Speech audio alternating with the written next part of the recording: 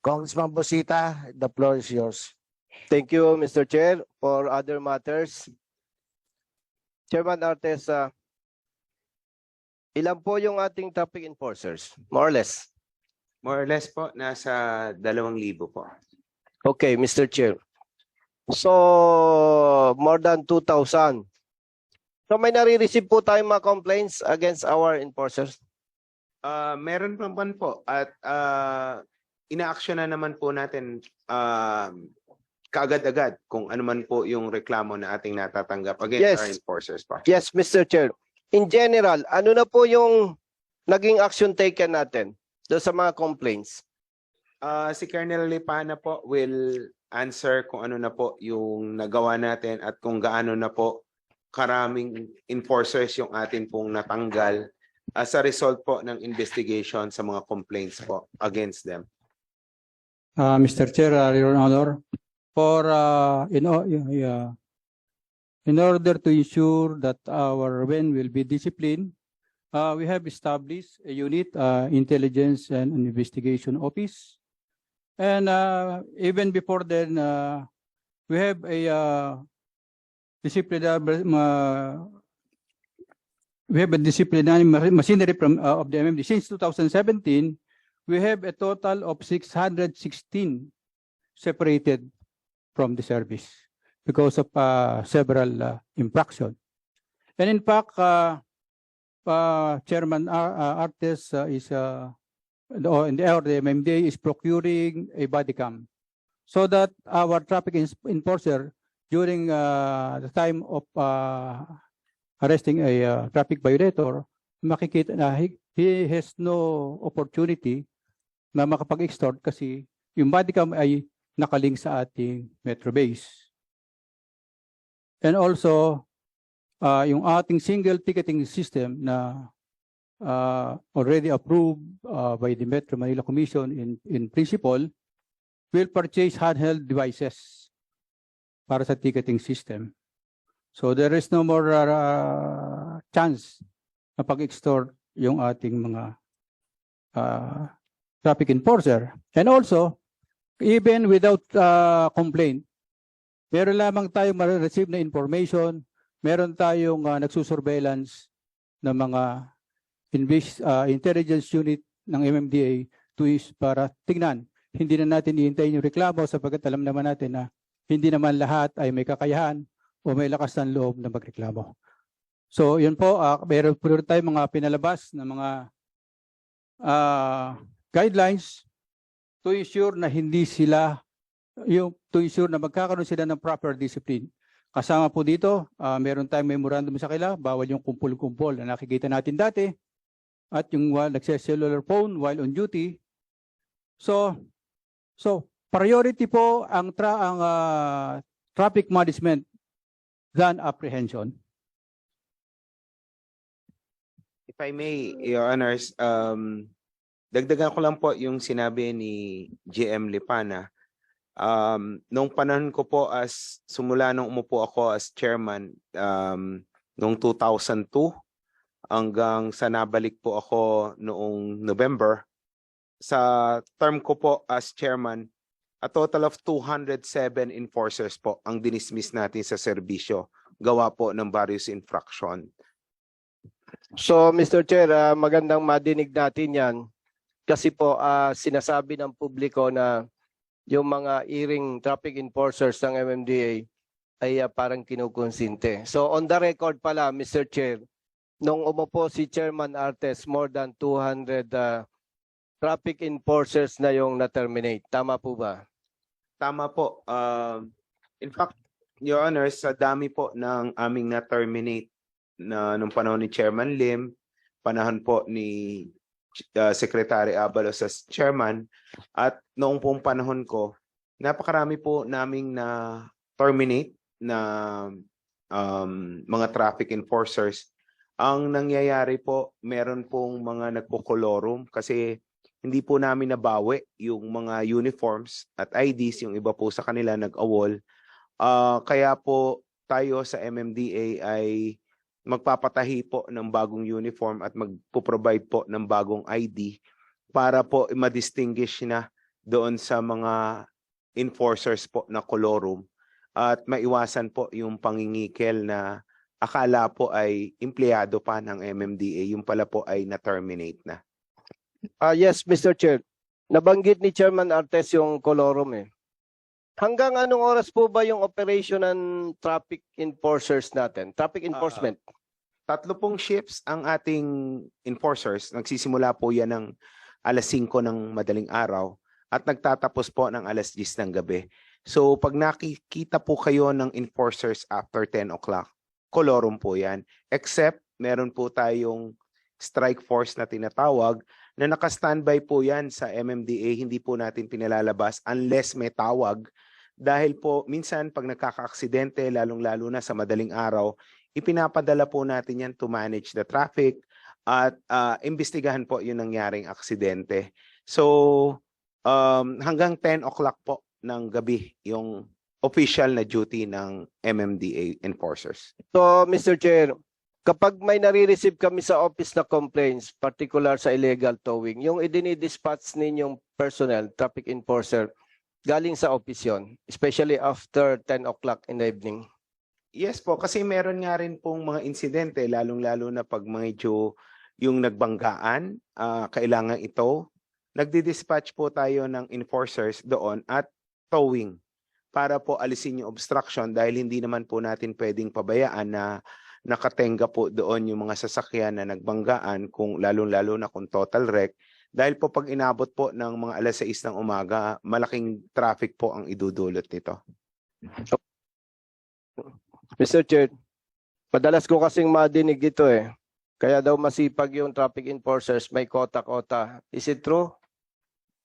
Yan po ang masasabi ko ng diretso sa inyo. Wala pong kota sa MMDA.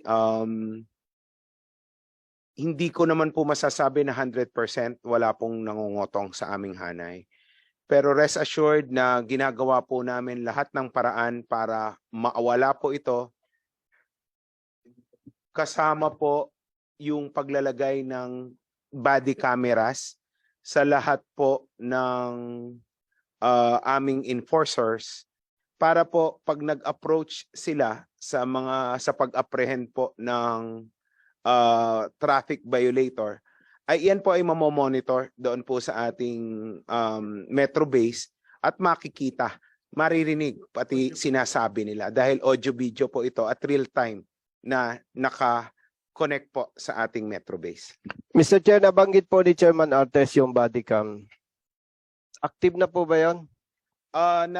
Kadi-deliver lang po at ito po ngayon ay ini-install yung system sa ating metro base para po mag-interconnect yung body camera mismo doon po sa ating metro base.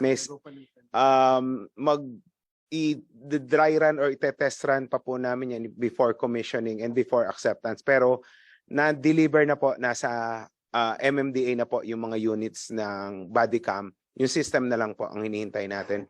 I think within the month, ipinangako naman po ng supplier na maa-up po yan within the month.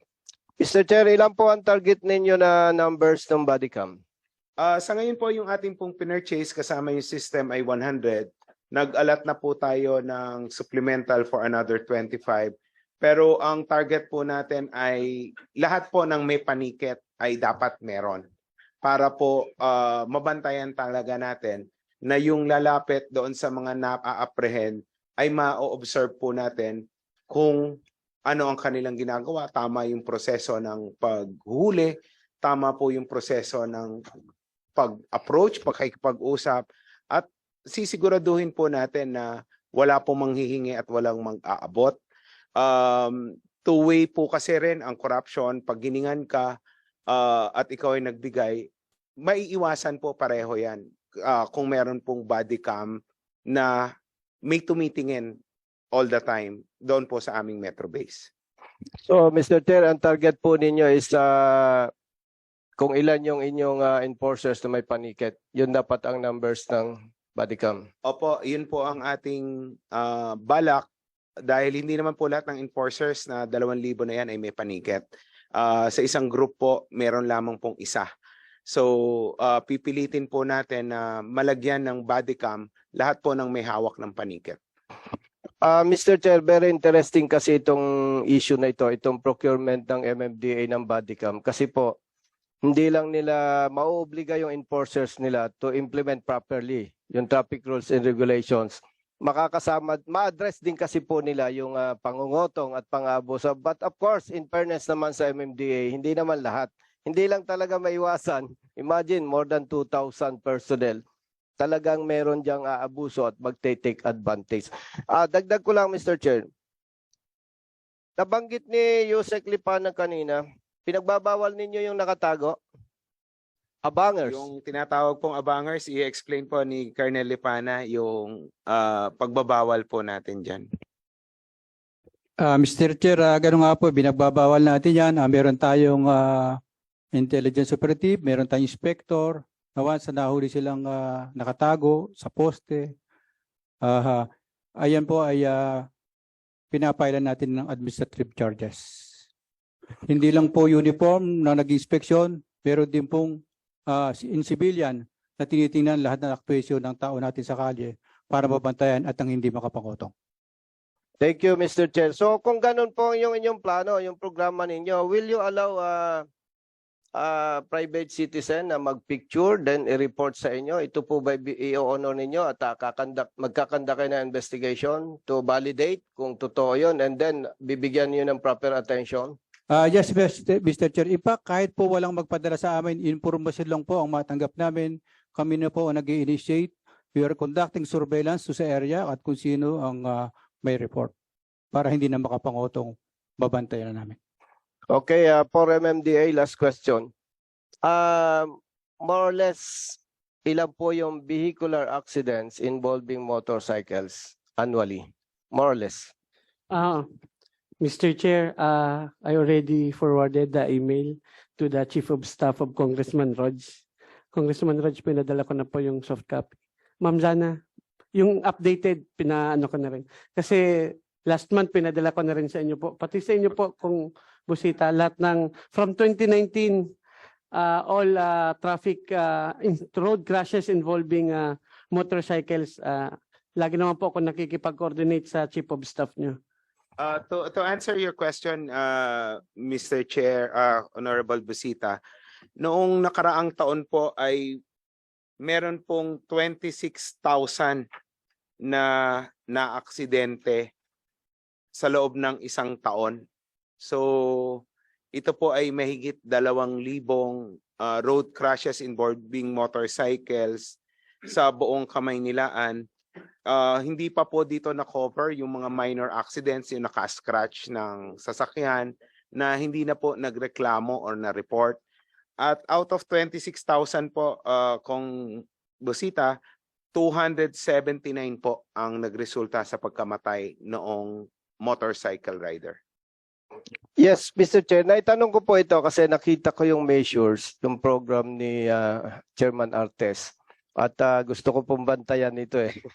Kung magiging effective yung kanyang measures, no? Siguro, if I may, ako yung magko-question talaga eh. Pero nakikita ko naman magiging maganda yung program sila, yung result as far as yung vehicular, yung road crosses na nangyayari ay ma-address sila. Kabilang dito yung exclusive motorcycle lane. Mr. Chair, yun lang po ang tanong ko sa MMDA. But if I may, Mr. Chair, may gusto lang po akong itanong sa MTPB.